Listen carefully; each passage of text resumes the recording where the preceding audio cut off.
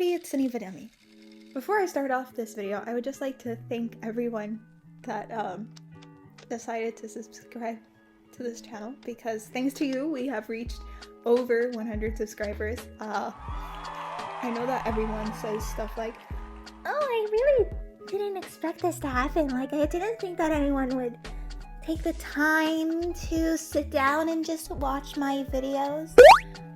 I genuinely did not think that we would get here. Mainly because I just spew some nonsense, which personally, I don't think it's nonsense, but to other people it might seem like nonsense.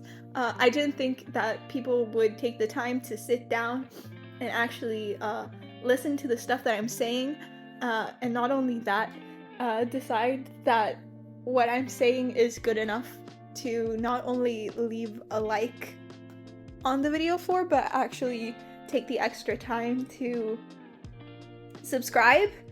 I was genuinely not expecting that, and I don't know what to say. Thank you. From the bottom of my heart, I really want to thank you for not only subscribing, but also commenting, because I've said this before, but I really like discourse and talking to people, even if we don't share the same opinions, because obviously we're not the same person, we're not going to have the same stance on things, and I don't like echo chambers, so I really like listening to what other people have to say, even if they don't share the same views as me, because I think that it's good. Does that mean that I'm going to try to change your mind? Like, sure, yeah, I would like to be able to change your mind on your topics, but at the end of the day, it's your life. You can think whatever the hell you want. But yeah, I really want to thank people for the comments, the likes, all the love, honestly. Again, wasn't expecting that at all. I thought that we would get like a maximum of 50 subscribers and then maybe it would start dipping, but we've reached over 100. As of recording this video right now, we have 124 people in my basement, so I'm really happy and appreciating each and every single one of you. So yeah, anyways, now that all of that sappy stuff is out of the way, I would like to get into the topic of today's video, which is art styles. I think that any artist will eventually come to this point where they want to start establishing an art style. You've seen thousands of videos about it on the internet. Everyone's talking about like how to find your art style, how to do this, how I found my art style, how you can start finding your art style, how you can establish your art style, how you can create an art style. Everyone's talking about it. Everyone's phrasing it differently, but the essence is the same. They're kind of pushing this narrative that says that you as an artist need to have this specific one art style that you were going to stick with for the rest of your life, and every single piece that you make is going to look like that or have elements of what you have created your art style to be. And now listen.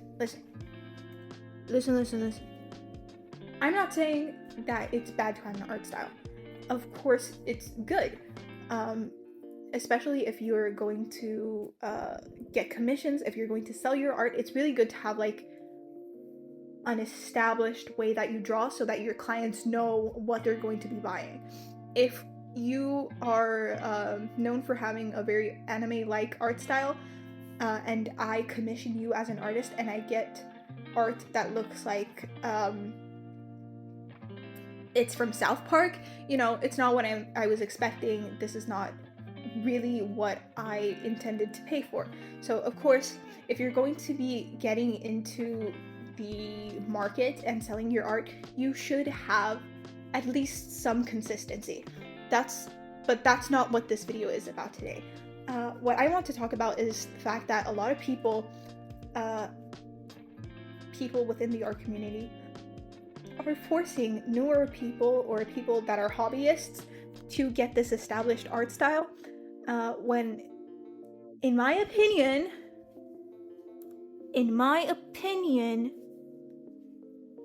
it's not really needed, because it hinders progress. If you're going to stick to the same thing all the time, which is drawing bodies in a specific way, drawing hair in a specific way, you're not going to be able to experiment and see other things that work for you. You know, you're not going to be able to move out of your comfort zone because you've been stuck drawing the specific thing all of the time. And it's happened before. There are people that start off and they draw this very cutesy, illustrative art style that is, you know, ideal for children's books, or they start off doing the complete opposite. They do very intricate, very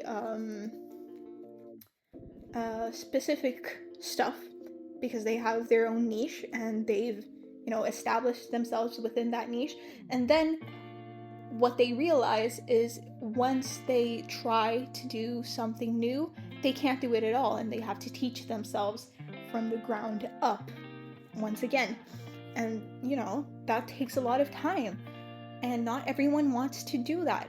So what's happened is they've put themselves in this box, and they've been in that box for, I don't know, months, years, decades. And then once they start thinking about, like, you know what, I'm really tired of this box, I want to do something new, I want to do something creative, they can't really do that because they've been doing this one thing for so long, they kind of forgot how to do everything else.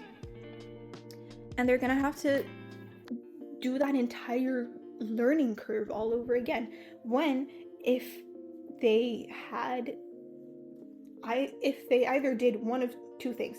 One, they had this established art style, but at the same time on the side they had been working on other stuff, experimenting to see what looks good, and then slowly but surely implementing it to their art style if they see that it's fitting. Obviously, maybe if you are marketing yourself as a person that does like very cutesy anime stuff, and on the side you're doing very hyper realistic portraits, maybe it's going to be a little hard to implement some of those elements from the portraiting into that specific art style, but you can still do it. You can take I don't know, the color palettes or the way that you mix your colors. You can do stuff like that and implement that into the art style that you are using as main, and then you're making your stuff better. Like, stuff like that. Progress, people. Progress. We need it. So in essence, what you're doing when you have this very specific niche, you're hindering progress, and you're stressing yourself out about it. Because if you want consistency, you're going to have to be very strict with yourself. And let's be honest, artists tend to be very creative people, and creative people don't really have a lot of structure in their lives, because they're very, very things are gonna happen. They're gonna happen fast because you're creative. You're taking things from nowhere and you're making new stuff. You're a creative person. So they tend not to have a lot of structure in their lives. So, you know, it's tough and it's going to be limiting. And if you're going to be in this box the entire time, it's not going to be the most fun experience. You're not going to be having the best time when you're limiting yourself from doing other things because you already have one thing established, if you know what I mean.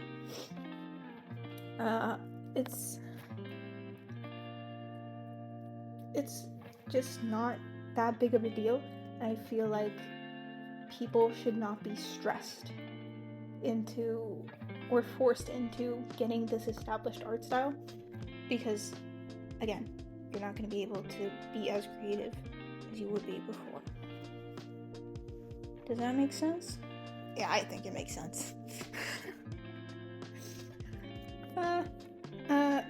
But yeah, just allow yourself to experiment. Don't put yourself in a box because you're gonna regret it later. Trust. Anyways, that's the end of the video. Thank you again for 124 subscribers. Each and every one of you, I hope that you have a lovely day. If I ever spot you out on the streets, I'm gonna give you a big smooch. Yeah. Stay safe and don't be a stranger. Peace!